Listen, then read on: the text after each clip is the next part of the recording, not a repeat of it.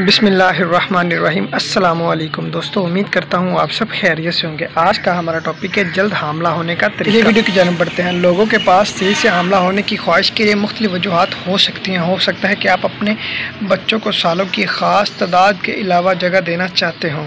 शायद आप अपनी हयातियाती घड़ी को शिकस्त देने की कोशिश कर रहे हों। आप हमला होना चाहेंगे क्योंकि आपका साथी फ़ौज में है और आप तैनाती से पहले हमला होना चाहेंगे, या आप सिर्फ वालिदैन बनने की शौकीन हो सकते हैं।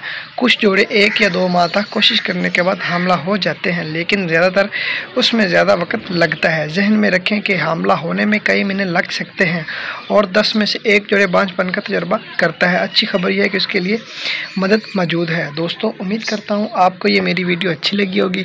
अगर मेरी वीडियो अच्छी लगी है तो मेरी वीडियो को लाइक करें, मेरे चैनल को सब्सक्राइब करें और बेल आइकन पर ज़रूर क्लिक करें ताकि नई आने वाली इंफॉर्मेटिव वीडियोज़ का नोटिफिकेशन आपको बआसानी मिल सके। अपना बहुत सारा ख्याल रखिएगा, दुआओं में याद रखिएगा। अल्लाह हाफिज़।